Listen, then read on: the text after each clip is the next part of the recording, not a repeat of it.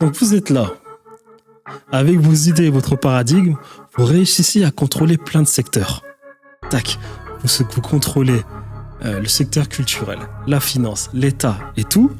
Et derrière ce que vous allez faire, vous engrangez énormément d'argent, de 1600 à peu près 1900. Qu'est-ce que vous allez faire derrière? Vous allez créer des paradis fiscaux dans votre propre pays. Vous allez créer des paradis fiscaux ensuite dans votre propre pays, appelés Jersey. Vous allez créer des villes de riches, des villes fantômes aujourd'hui, comme Belgravia. Et tout l'argent que vous avez récupéré du XVIIe siècle jusqu'à aujourd'hui, de manière honteuse, vous allez ensuite le cacher dans des paradis fiscaux dans votre propre pays, ou voire même à l'extérieur de votre pays, au travers du Commonwealth.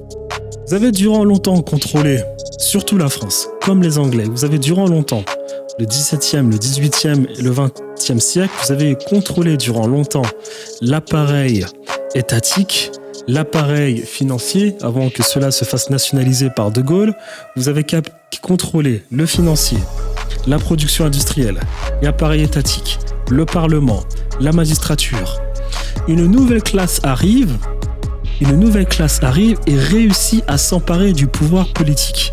Ça s'appelle les énarques. Les énarques, au lieu de corriger le tir, au lieu d'arranger les choses, eux, qu'est-ce qu'ils font, eux? Eh bien, ils sont pas là pour arranger les choses. Eux aussi, ils veulent leur part du gâteau. Ça, c'est la carte du monde.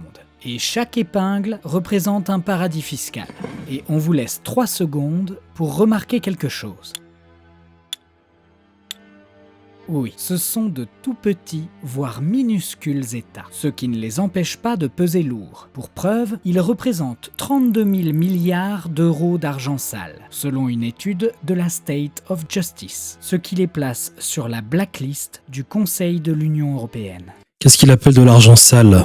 Et si on prend en compte d'autres critères, on peut même élargir cette liste à des pays un peu moins exotiques, comme les États-Unis, la Suisse, le Luxembourg, Hong Kong, bref, une jolie toile d'araignée dorée qui englobe la Terre entière. Le système fiscal international permet aux multinationales de ne pas exister en tant que multinationales, mais seulement en tant qu'addition de filiales. À ce sujet, le FMI, Fonds monétaire international, est clair. 50% des transactions dans le monde passent par un paradis fiscal. Autrement dit, là où on ne viendra pas les chercher. Sauf que tout ça, ce n'est que la partie visible de l'iceberg. Car par définition, l'évasion fiscale est une pratique plutôt discrète. Et personne ne va crier sur tous les toits qu'il fricote avec les lois d'un pays pour y payer moins d'impôts. À ce sujet, certains se rappellent peut-être de l'affaire Liliane Bettencourt, avec un nom qui vous dit forcément quelque chose. Pour les plus jeunes, vous l'avez peut-être découverte récemment sur Netflix. Mais avant ça,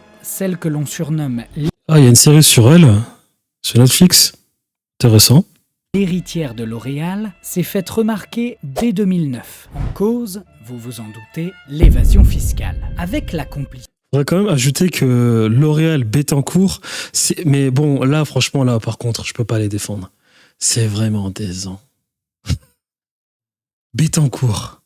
Ces personnes se sont énormément enrichies dans le 19e siècle. Ils ont possédé des actions des private equity de la Banque de France. La Banque de France privée qui prêtait... Banque de France. C'est-à-dire que l'État mettait en place des bons du Trésor au travers de la Banque de France. La Banque de France qui était privée, qui prêtait aussi en même temps à l'État. Donc je suis l'État. Je vous demande de me prêter de l'argent, je vous donne des bons du Trésor. Ça, ils le font au travers de la Banque de France. Et en même temps, la Banque de France d'elle-même, elle va ensuite prêter de l'argent à l'État.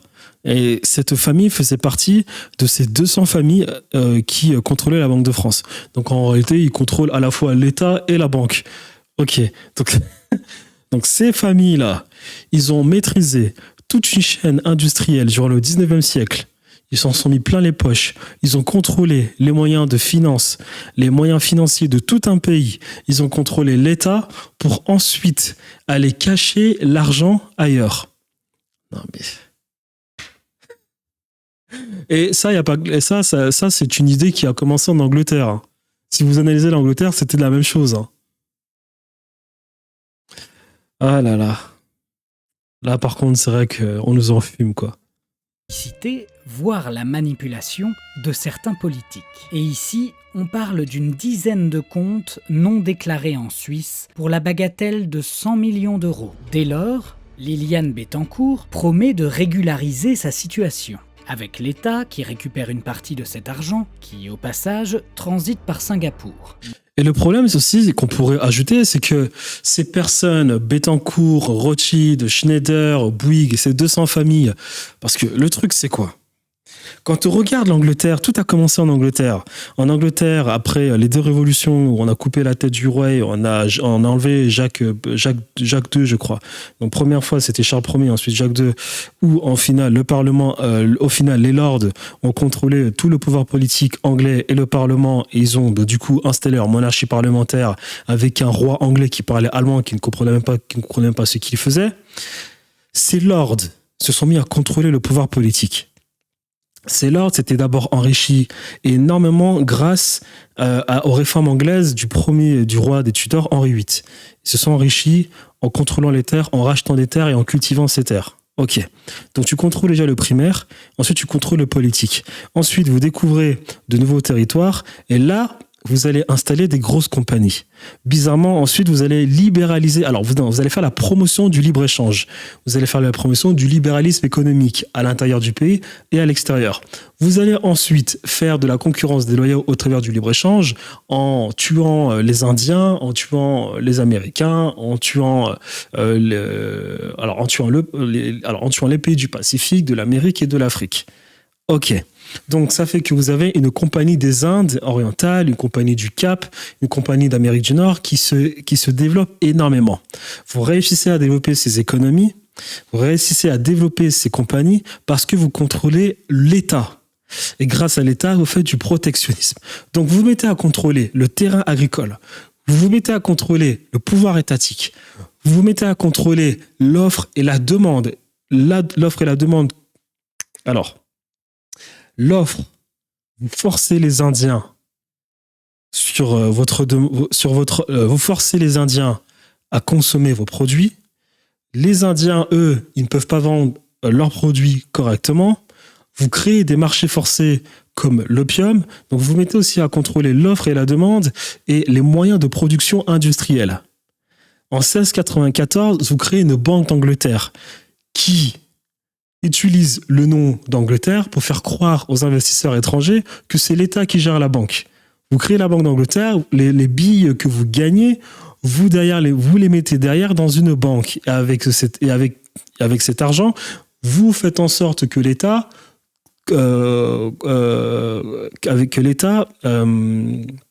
contracte des obligations d'État, des bons du Trésor, pour prêter de l'argent, stabiliser les guerres que vous entreprenez pour installer vos colonies,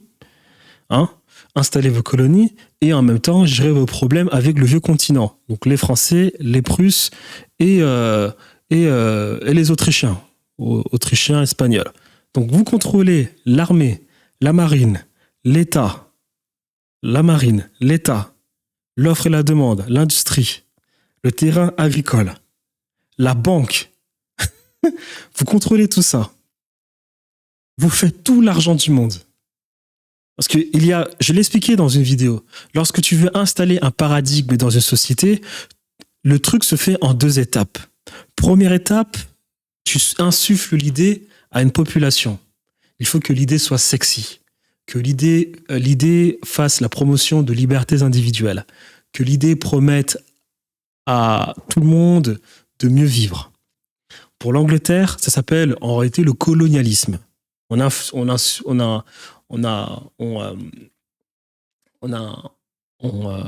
fait la promotion de certaines idées.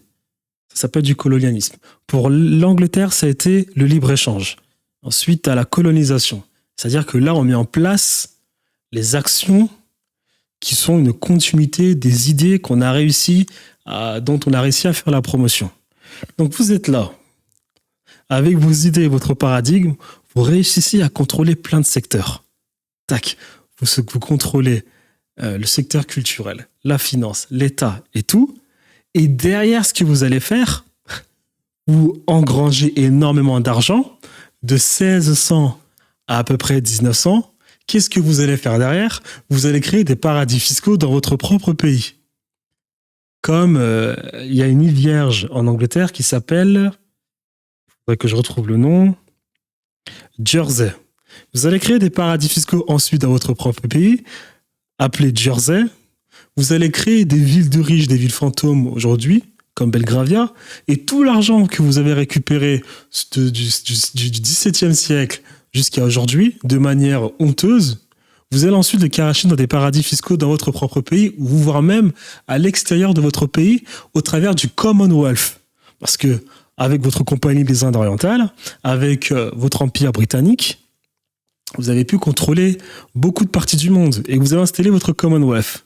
Et vous avez les Français qui ont fait exactement la même chose durant la monarchie de Juillet. C'est là que ça a commencé. Bon, ça a commencé à la Révolution française, mais c'est vraiment accéléré durant la monarchie de Juillet avec l'exploitation du chemin de fer. Et vous faites la même chose exactement comme les Anglais, parce que la Révolution française, ça a été tout simplement un fanatisme anglais qu'on voulait installer en France.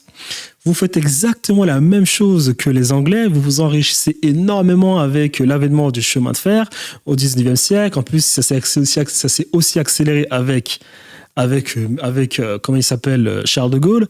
Et de la même manière, vous allez cacher votre argent dans des paradis fiscaux. Ah, mais c'est incroyable. Maintenant, là, ce que je veux revenir, c'est que on a profité durant des années de ce système où on s'en met plein les poches. Il existe maintenant une nouvelle classe, parce qu'au début, tous ces riches capitalistes, que ce soit français, que ce soit anglais, on va surtout s'arrêter à ces deux pays parce que la Prusse et l'Empire britannique, et l'Empire allemand, c'est un peu différent. Vous avez durant longtemps contrôlé, surtout la France, comme les Anglais, vous avez durant longtemps, le 17e, le 18e et le 20e siècle, vous avez contrôlé durant longtemps l'appareil étatique, l'appareil financier, avant que cela se fasse nationaliser par De Gaulle. Vous avez contrôlé le financier, la production industrielle, l'appareil étatique, le Parlement, la magistrature, les terrains et les terres à l'extérieur de la France, après la colonisation. Une nouvelle classe arrive et réussit à s'emparer du pouvoir politique. Ça s'appelle les énarques. Les énarques, au lieu de corriger le tir, au lieu d'arranger les choses, eux, qu'est-ce qu'ils font, eux? Eh bien, ils sont pas là pour arranger les choses. Eux aussi, ils veulent leur part du gâteau. Et c'est comme ça qu'on a les énarques qui font semblant des fois, de dire à tous ces industriels qui se sont mis plein les poches que la fête est finie. Mais au final, plus le temps passe et plus tu te rends compte que les énarques, en réalité, ils pensent à leur propre intérêt. Ça s'appelle la monarchie technocrate. Et des fois, ils font des cadeaux à ces industriels. Tu vois, Mitterrand, il nationalise les Rothschild lorsqu'il gagne ses élections. Mais derrière, on apprend que Rothschild n'avait pas une seule thune et que d'ailleurs, Mitterrand a indemnisé les Rothschild. Donc, tu pensais que ces politiques qui réussissent à, du coup, enlever le pouvoir politique à ces industriels prennent le pouvoir et essaient, et derrière, tu pensais qu'ils allaient arranger les choses. Au final, non. Ils n'ont pas arrangé les choses. Ils ont aussi, eux, pris leur part du gâteau et, par moments, fait des cadeaux à ces industriels. Non, mais c'est pas possible. Mais on se fait, mais fou. Et pourquoi je dis des fois, et pourquoi est-ce que je dis que des fois, ils font semblant? Excusez-moi, c'est vrai, je fais des fautes. C'est parce qu'en fait, ce casque, m'empêche de m'entendre et du coup, je fais des fois des fautes. Qu'est-ce qui est derrière? Pourquoi est-ce que je dis qu'on se fait entuber et que c'est bien dommage? Parce que là, ils s'apprennent à dire quelque chose et que je disais qu'ils font semblant de nous faire croire qu'ils font des choses. C'est que à certains égards, il y a des lois comme ces lois-là, où on vous dit que maintenant, le secret bancaire en Suisse est interdit et que ces pays doivent communiquer à la France les infos bancaires des Français parce qu'on a besoin de savoir qui fait un peu n'importe quoi. Souvent, il y a des actions comme ça où on va aller chercher, on va essayer de mettre des bâtons dans les roues aux industriels, comme j'expliquais tout à l'heure, ce qui se passait avec Arnaud, ou bien comme Total qui s'est fait complètement manger par les Chinois pour ce qui est du photovoltaïque. Des fois, tu as l'impression, tu te dis que bon, peut-être que l'État fait quelque chose, mais en fait, tu te rends compte que non. En fait, que tu te rends compte que c'est juste des simulations, tu vois. En fait, tu te rends compte que si des fois l'industriel est dans la merde à cause de l'État, c'est parce que l'État, donc le technocrate, la classe technocratique, en fait, a juste pensé à ses propres intérêts. Des fois, elle fait semblant de faire la guerre aux industriels pour faire croire que ça fonctionne. Et ensuite, d'un autre côté, elle fait de jolis cadeaux industriels. Et nous, on est là, on regarde comme ça. Ça s'appelle de la perversion sociale. Hein. Ça s'appelle de la perversion. Ça veut dire que, regardez, on fait des fois des choses, croyez en nous, le système fonctionne, mais quand tu analyses correctement la chose, tu te rends compte que c'est les mêmes potes. C'est les mêmes potes. Les hauts fonctionnaires, les industriels, les rentiers qui sont à la fois souvent hauts fonctionnaires et industriels.